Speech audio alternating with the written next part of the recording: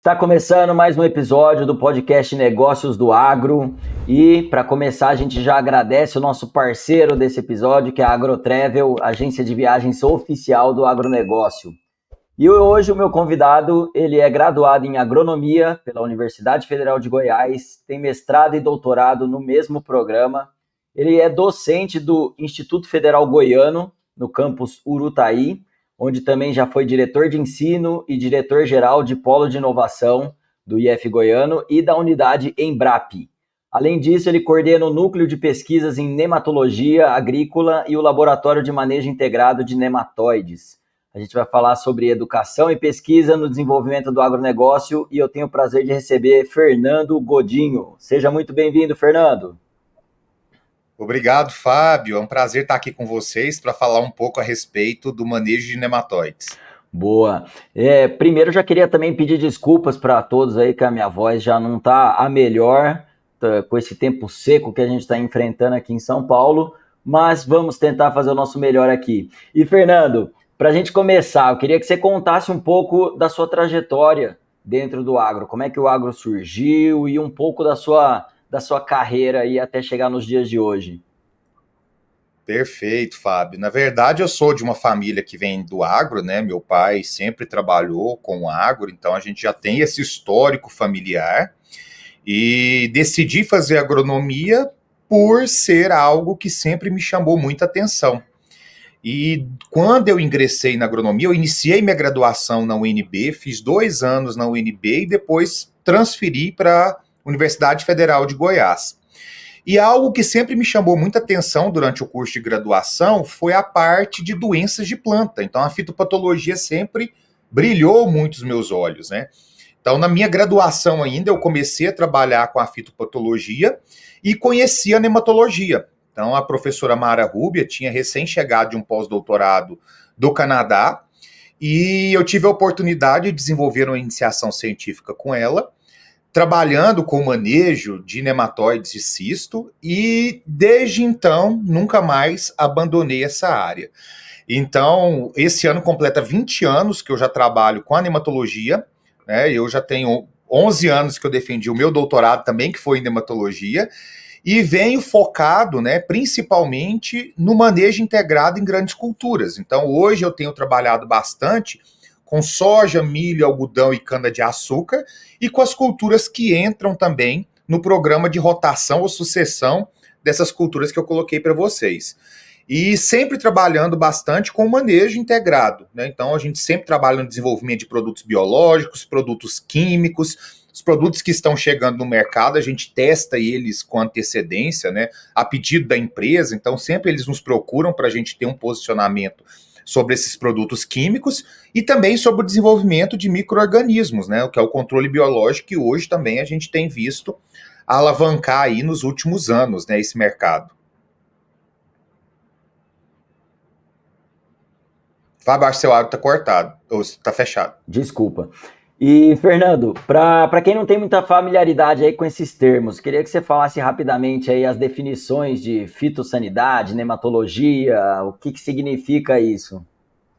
Perfeito. A fitopatologia, primeiro, né, a fitossanidade seria toda aquela grande área que envolve o manejo de pragas e doenças. Então, quando a gente pega a fitossanidade, e plantas daninhas também se encaixaria nessa grande área. Dentro da fitossanidade, nós teríamos a fitopatologia, que já se dedica às doenças de plantas. Doenças provocadas por fungos, bactérias, vírus, e o último grupo são os nematóides. Então, a nematologia é um ramo ainda dentro da fitopatologia. Então, nós trabalhamos com o estudo desses vermes, que são os nematóides, que são animais, e o foco da nematologia agrícola são naqueles nematóides que são fitoparasitas, que causam danos às espécies cultivadas. Então, essa seria uma visão geral de como que se encaixaria a nematologia dentro da grande área, né, de ciências exatas da Terra. Boa. E aí eu queria que, se você pudesse também, que você já está há bastante tempo na área, queria que você contasse um pouco da trajetória desse setor dentro do agro, que antigamente a gente tinha muito mais soluções químicas, né, para combater essas doenças, pragas, e hoje é um negócio que está muito em alta falar de bio, né, do controle biológico e tudo mais. Então eu queria que você contasse um pouco como era feito isso antes, com mais produtos químicos, e como é que foi surgindo o controle biológico e como é que está isso hoje também? Ótima pergunta, Fábio. Na verdade, o controle de nematóides ele surgiu mais ou menos em 1900, 1920, então é algo que existe aí há praticamente 100 anos. Só que até a década de 1970, o controle químico de nematóides era feito baseado em produtos que nós consideramos fumigantes, gases. Um exemplo desse é o brometo de metila. Então, até a década de 70, a gente sempre focou nesse tipo de manejo. Foi a partir da década de 70 que a gente teve a introdução de novos produtos um pouco mais seletivos, à base de carbamato organofosforado, e muitos deles tinham ação sistêmica. Né? Então a gente tem grandes representantes aí, né, como Terbufós, Caduzafós, né, e todos esses produtos surgiu nessa década de 1970 e permaneceu no mercado por muitos anos. Até hoje a gente tem alguns produtos dessa classe no mercado. E por volta dos anos 2000, em função da grande prejuízo que esses nematóides vinham causando a grandes culturas, principalmente soja, milho, algodão, foi necessário a gente ter a introdução de produtos mais seletivos e que pudessem ser utilizados em uma menor dose.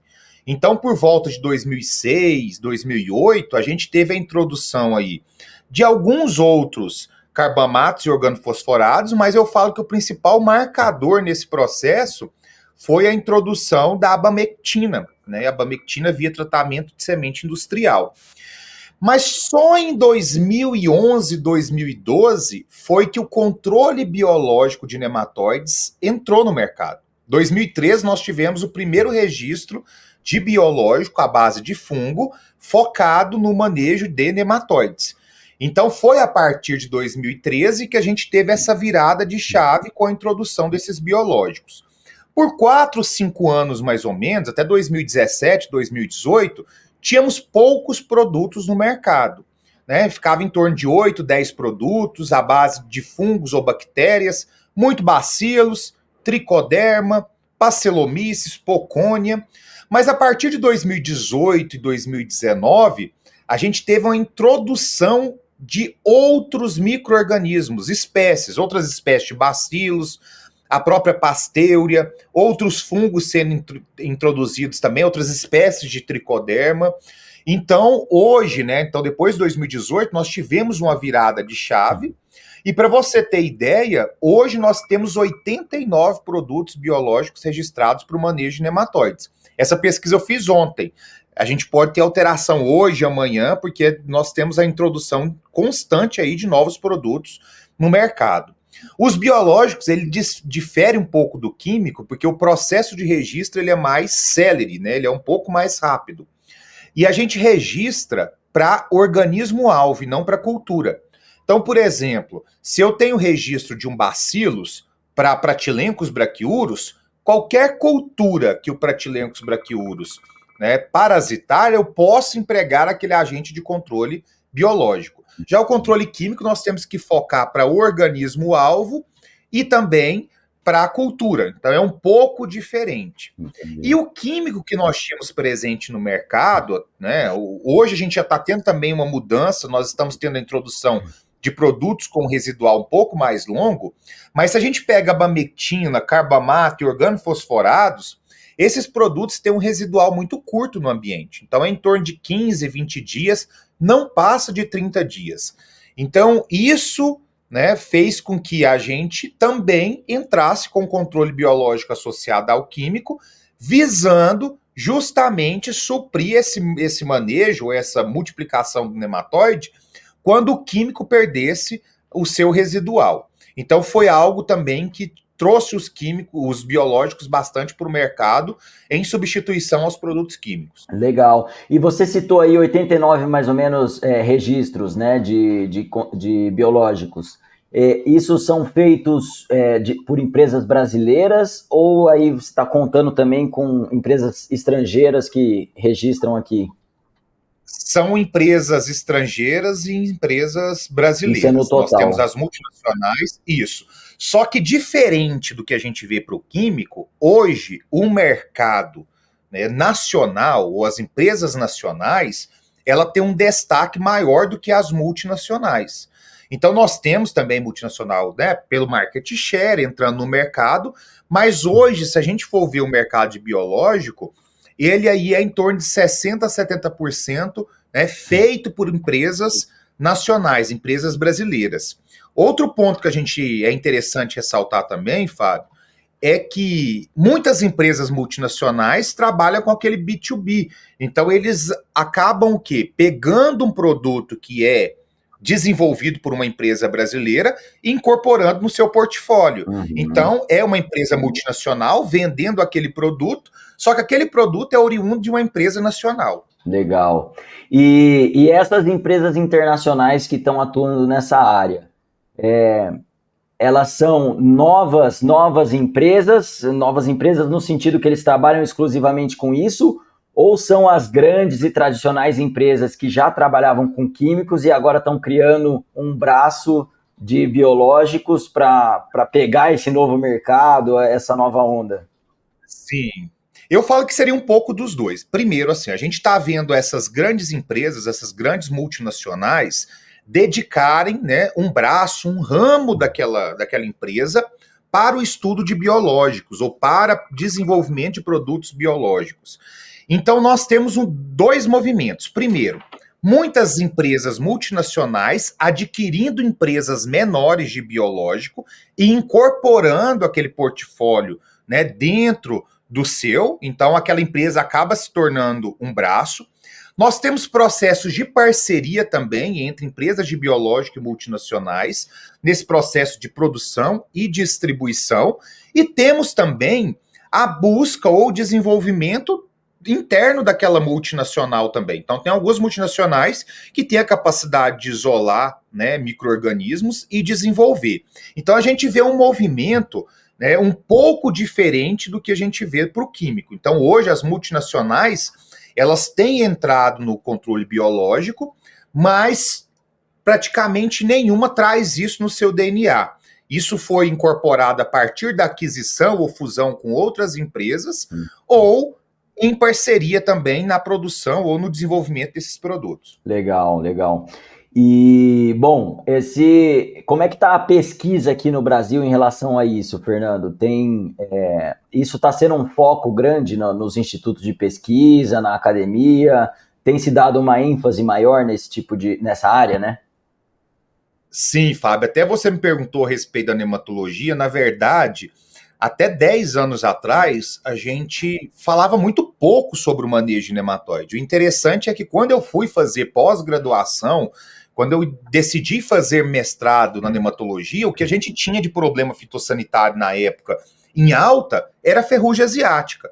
Quando eu escolhi trabalhar com nematóide, todo mundo falava, mas o que você vai trabalhar com nematóide? Isso não é problema para a cultura, não. Foca na ferrugem aí, que é o que a gente está precisando de profissionais, de alternativas de manejo. Só que eu já vi aquele potencial de prejuízos que os nematóides causavam para as culturas. Uhum. A partir do momento que a gente conseguiu ter a agricultura de precisão entrando no mercado, o produtor conseguindo cercar essas questões como física e química do solo, um bom manejo, né, de adubação, ele viu que algumas coisas estavam impedindo ele de alcançar tetos produtivos cada vez mais altos. Principalmente quando eles utilizavam cultivares que são ditas canelas secas, aquelas cultivares sem gene de resistência. Então tinha área que aquelas cultivares iam muito bem e tinham áreas que aquelas cultivares produziam menos do que aqueles eram acostumados a cultivar antes. Uhum. E o interessante é que foi feita uma pesquisa na época e mais ou menos 80% dessas áreas, o que limitava o aumento de produtividade era justamente o quê? Os nematóides.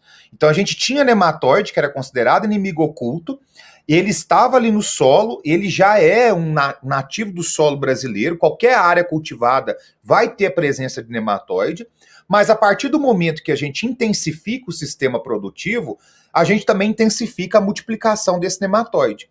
Então acaba que ele vai se multiplicando mais e a gente tendo, né, maior prejuízo. Então a gente teve um foco, primeiro, as multinacionais com químicos por volta de 2010, 2012, fez um apelo muito grande de divulgação dos nematóides, né, como detratores ou como causadores de prejuízos para a agricultura. Então foi feita uma pesquisa, foi feito um movimento muito grande, né, por algumas multinacionais, e o produtor acabou, né, conseguindo visualizar que esses nematóides estavam ali presentes e causavam danos. Recentemente, com a adoção, né, da análise por imagens aéreas, por filtros que nós utilizamos, né, a gente consegue utilizar filtros aí de NDVI para ver índice de desenvolvimento vegetativo dessas plantas. A gente começou a ver também que dentro daquele talhão a gente tinha uma desuniformidade muito grande. Aparentemente, a olho nu, a gente não via essas diferenças, mas quando a gente conseguia ter um método mais apurado ou acurado para conseguir visualizar isso, víamos que tínhamos desenvolvimento muito desuniforme daquelas plantas, não era uma uniformidade. E foram feitas coletas nessas áreas e a gente viu que quando tinha o menor desenvolvimento vegetativo, na maioria dos casos, nós tínhamos o quê? Maiores populações de nematóides. Então, hoje, nós temos um grande foco da pesquisa brasileira, a nematologia. A Sociedade Brasileira de Nematologia completou 50 anos esse ano. Então é uma escola relativamente nova. Então nós somos dissidentes da fitopatologia e trabalhamos hoje numa sociedade independente, que seria a Sociedade Brasileira de Nematologia, que foi criada lá na Exalc na década de 70. Então hoje essa sociedade é extremamente atuante, a gente tem uma parceria muito grande com o mercado privado e a gente tem visto cada vez mais impulsionar as pesquisas nessa área, sempre buscando técnicas de manejo integrado com baixo impacto ambiental e que traga rentabilidade ao produtor. Então, hoje a gente tem visto uma demanda muito grande por pesquisa nessas áreas. E muitas instituições focando, né, ou contratando nematologistas para conseguir desenvolver essas pesquisas. Muito bom. Isso a gente vê muito no exterior também, era um negócio que é sempre um debate, né, da academia com o mercado, né, o quanto eles estão integrados, porque muitas vezes a academia pesquisa coisas que não é a realidade do produtor, não é o que ele está precisando e tudo mais. E a gente visita bastante países aí afora e a gente vê que, por exemplo, os Estados Unidos tem uma integração muito grande, a gente estava agora na Espanha também, uma integração muito grande entre a academia e a pesquisa muito conectada com a realidade do produtor, com o que ele precisa. E, Fernando, você também já viajou o mundo aí, já conheceu bastante coisa fora do Brasil. E aí eu queria te perguntar, primeiro nessa questão da pesquisa aí, como você vê o Brasil em relação a outros países aí nessa área, na pesquisa? Porque eu vejo que tem muitas empresas, principalmente nessa parte de controle biológico, tem muitas empresas europeias querendo vir para o Brasil, querendo entrar e aproveitar esse mercado.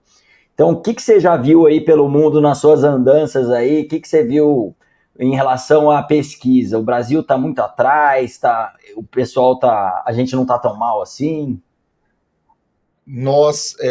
Ótima pergunta, Fábio. Nós não estamos tão mal assim. Na verdade, o Brasil hoje é um grande ditador, né, do mercado internacional. Então, todas as empresas têm, principalmente pensando em agro, têm um foco muito grande no Brasil em função do potencial de crescimento desse mercado que nós temos. Se a gente pegar controle químico, o desenvolvimento de produtos químicos, ele é feito praticamente todo fora do país. Nós não temos empresas nacionais desenvolvendo novas moléculas químicas. Já o controle biológico, eu até falei no início do nosso podcast aqui, nós já vemos essas empresas brasileiras sobressaindo em relação às internacionais ou as demais. Por que isso?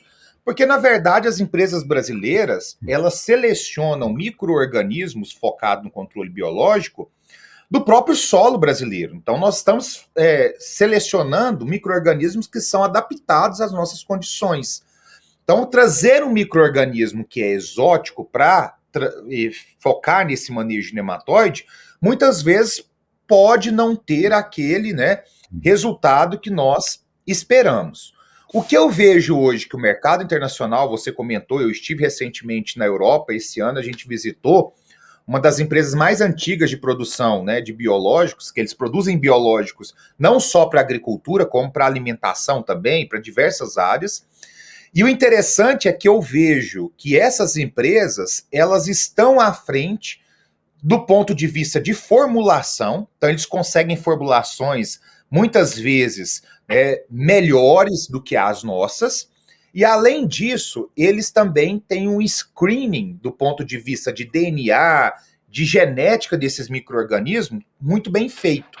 Então eles conseguem ver se aquele micro-organismo consegue se desenvolver bem em alta temperatura ou baixa temperatura através desse mapeamento, né, desse screening inicial que eles têm. Então eles conseguem buscar produtos ou buscar micro-organismos para comprar um produto a partir dessas características genéticas que ele já traz. Mas, como eu disse para você, eu vejo o mercado brasileiro muito forte e hoje o mundo tem os olhos voltados para o Brasil, porque sabe o potencial que nós temos na utilização, no consumo desse tipo de produto. Boa. E com relação aos nossos concorrentes internacionais aí, Estados Unidos, China, grandes produtores, como é que o Brasil está em relação a eles na utilização desses biológicos? Você tem essa informação? Sim, nós estamos muito à frente, não só na utilização de biológicos, mas no manejo de nematóides. Legal. Na verdade, Fábio, países onde a gente tem clima temperado, eles passam por um período, né, de inverno muito rigoroso e que muitas vezes esses nematóides passam por um período de dormência. Então acaba que você não tem a multiplicação que você teria em regiões tropicais. Então o Brasil, em função dessa grande diversidade de microclimas, a gente consegue fazer aí 2, 3 cultivos por ano. Né? Então nós temos uma agricultura muito intensificada. Então a população desse nematóide tende a crescer mais do que nesses países de clima tropical, quando a gente pega Europa, pega Estados Unidos e assim por diante. Então hoje o Brasil, ele está na vanguarda, ele está puxando esse manejo biológico justamente em função dessa alta intensificação do sistema produtivo que o nosso clima proporciona. Legal, muito bom. E o Brasil ele tem um potencial gigantesco, né, na utilização, muito mais até que esses outros que eu comentei com os principais concorrentes. E as empresas, o que a gente tem visto é justamente isso, essas empresas de fora com o olho para cá, né, querendo desenvolver a solução para a gente ali, usando mais tecnologia, mas focando nesse mercado nosso que é muito grande. E Fernando, você tem visto com relação à pesquisa, tem crescido a demanda por esse tipo de... eu falo mais na área de atuação, né, de profissionais. Tem surgido uma quantidade maior de profissionais buscando esse tipo de área para fazer pesquisa? Sim, a gente está vendo hoje nos programas de pós-graduação que você tem a linha de pesquisa em nematologia agrícola, essa linha tem sido uma das mais concorridas hoje, né? Então ela passou a parte de micologia, que é de fungos, bacteriologia, virologia, e hoje a nematologia tem sobressaído, porque nós estamos muito carentes de profissionais que compreendam, né, a verdadeira dinâmica desses nematóides. Uhum. Eu sempre brinco que a nematologia não é para aventureiros. Então, quem trabalha com nematologia, né, uma pessoa para se dizer nematologista, ela leva anos nesse processo de morfologia, taxonomia, porque são micro-organismos, todos eles têm formato vermiforme, e o que diferencia um de outro é o aparelho bucal, a cauda, a posição da vulva. Então é só a experiência mesmo, né, ou a prática, para trazer esse conhecimento para nós. Então, não é só desenvolver uma dissertação em nematologia que você será um nematologista. Então, a gente tem visto hoje o mercado buscando qualificar profissionais nessa área. Então, eu vejo hoje uma das principais áreas do conhecimento dentro da fitossanidade. Boa. E você está lá no Instituto Federal Goiano. Quais são as principais áreas de pesquisa lá, além dessa que a gente já está comentando aqui? Quais outras tecnologias novas aí que estão para vir aí, que vocês estão de olho, né? Maravilha. Então, assim, hoje eu tenho 14 anos que eu sou professor no Instituto Federal Goiano. Já estive, né, no campus Urutaí, já fui diretor de polo de inovação em Rio Verde. Hoje eu estou na agência de inovação do IF Goiano, né? Eu sou responsável por coordenar essas pesquisas em inovação. E o que a gente tem focado hoje, né? Nós temos duas grandes linhas de pesquisas aqui que têm trabalhado muito em congruência com a fitossanidade, com a nematologia. Nós temos um centro de agricultura exponencial que trabalha justamente com a tecnologia, né, a inteligência artificial, nos ajudando na identificação de áreas com a presença de nematóide e mesmo guiando para uma taxa de aplicação variável e assim por diante. E temos uma outra linha de pesquisa que tem crescido bastante, que é o Centro de Excelência em Bioinsumos. Então, a gente tem focado bastante também em pesquisas em bioinsumos, que envolvem, né, tanto extratos como micro-organismos, tentando trazer novas tecnologias de manejo para o produtor. Então, hoje, a gente, além do manejo químico, biológico, cultural, que eu comentei com vocês, o mesmo genético, nós temos trabalhado também bastante com a inteligência artificial, trazendo ela focada no manejo de nematóides e também a busca de novos bioinsumos para serem introduzidos nesse programa de manejo. Muito legal. E a gente vê que cada vez mais, né? O Brasil é talvez um dos mais sustentáveis, que tem a agricultura mais sustentável do mundo, e nós somos os mais atacados também, né? Então, uma contradição aí. Acho que falta muito conhecimento também para as pessoas no geral, e acho que esses ataques também vêm de concorrentes, vêm de forças externas, aí vamos dizer assim. Mas a gente está num caminho muito legal de sustentabilidade na agricultura, e a gente está muito mais avançado que outros países, né? Você vê dessa forma também, Fernando? Vejo, Fábio, e algumas áreas nós temos uma sustentabilidade muito grande. Vou citar o exemplo para você da cana-de-açúcar. A cana-de-açúcar sempre foi uma cultura que utilizou muito manejo químico, né? A gente tinha muita utilização de químico, mas com a entrada do biológico nos últimos 3, 4 anos, esse mercado praticamente virou. Hoje, se a gente for pegar o percentual de produto químico e produto biológico que é utilizado, praticamente 70% do manejo é feito com produtos biológicos. Então a gente tem uma adoção muito grande de biológico na cultura da cana. E eu estou citando esse exemplo da cana porque nós estamos vendo isso também para as demais culturas, mas sempre buscando o quê? Uma maior sustentabilidade. E mesmo quando a gente tem introdução de novas moléculas químicas, hoje, Fábio, para uma molécula química entrar no mercado e ter a utilização, ela precisa obrigatoriamente ter compatibilidade com esses agentes de controle biológico. E eu não falo só de controle biológico de nematóides, de pragas também.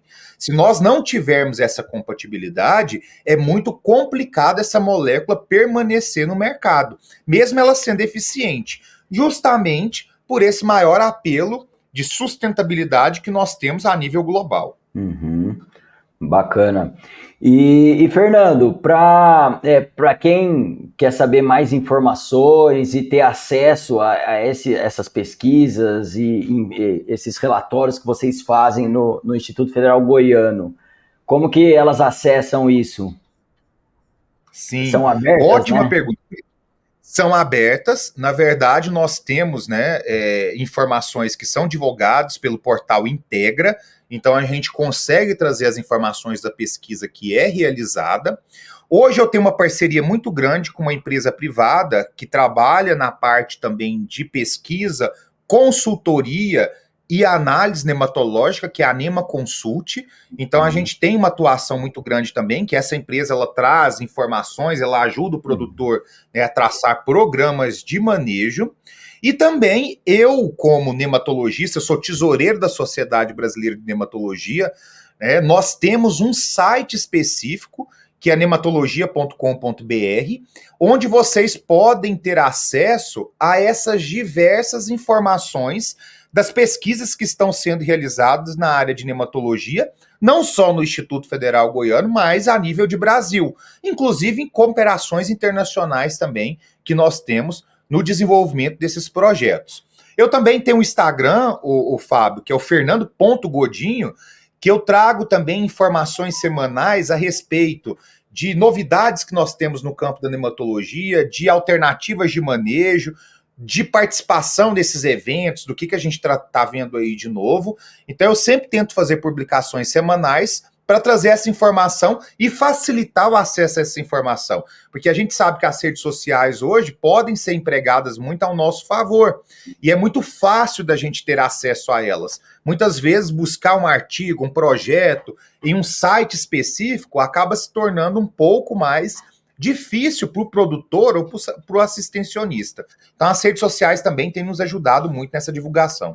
Boa, e uma dúvida minha agora, a sociedade, por exemplo, de nematologia, lá a gente consegue encontrar informações de vários institutos diferentes de pesquisa, isso que eu acho que é legal, né? Porque às vezes o Instituto Federal Goiano tem as pesquisas deles mais focadas ali na região, nos problemas da região e tudo mais, mas ali na sociedade você vai ter ali um resumo de tudo que está sendo feito pelo Brasil. Isso, um compilado, Fábio. Então Legal. A gente consegue ter assim todas as linhas de pesquisas que estão sendo, né, ou atuantes a nível de Brasil. Então não só do Instituto Federal, mas de diversas unidades, centros de pesquisas, Embrapa. Então a gente consegue ter uma visão, a gente tem uma gama de sócios que as pessoas podem acessar também, de nematologistas, tem a filiação de cada um. Então é muito interessante que você consegue ter uma maior publicidade dessas informações do campo da nematologia. Legal, maravilha. Fernando, a gente está entrando já no nossa reta final aqui do nosso bate-papo e eu queria saber se você gostaria de deixar uma mensagem final para quem está nos ouvindo aqui. Sim, Fábio, eu quero deixar uma mensagem para todos, principalmente visando o manejo de nematóides. Na verdade, pessoal, o manejo de nematóides, ele precisa obrigatoriamente ser integrado. Então não adianta nós queremos utilizar uma única ferramenta de manejo ou uma única técnica de controle em prol da redução populacional desses nematóides. Então, hoje nós temos 4 técnicas principais que são utilizadas de forma integrada, que é o manejo cultural, que envolve planta de cobertura e assim por diante, o manejo genético, para algumas espécies de nematóide nós conseguimos ter resistência, o manejo químico e o manejo biológico. Então, se eu integro essas 4 alternativas de manejo, eu consigo conviver muito bem com o meu nematóide. E olha essa palavra que eu acabei de dizer, Fábio, conviver. Na verdade, nematóide não se elimina. Então, nós precisamos conviver com ele ali no solo. De que forma? Reduzindo essa população a ponto que não cause prejuízos econômicos para as nossas culturas ali que nós estamos entrando naquelas áreas. Então, é conviver com o nematóide para conseguir atingir o máximo teto produtivo dessas culturas que estão sendo, né, utilizadas. Excelente, excelente. Fernando, muito obrigado por aceitar nosso convite aqui, bater esse papo, dar essa aula para a gente. Foi muito bacana e, poxa, ter um pouco mais de conhecimento pela sua experiência, por algo que você tem autoridade para falar, é muito bom. Então, obrigado por estar aqui com a gente hoje. Eu que agradeço, Fábio, o convite e essa oportunidade. E para mim é um prazer estar aqui com vocês. Sempre que precisarem, estou à disposição. Podem me chamar. Muito bem. E agradecemos também aos nossos ouvintes por nos acompanhar. A gente vai deixar na descrição do episódio as informações da AgroTravel, do Fernando, da Sociedade de Nematologia e do Instituto Federal Goiano também, para quem quiser conhecer mais, buscar mais informações. E se você gostou dessa conversa, continue compartilhando aí, siga a gente nas redes sociais para a gente continuar crescendo e ajudando a inspirar o agro brasileiro. Muito obrigado e até a próxima!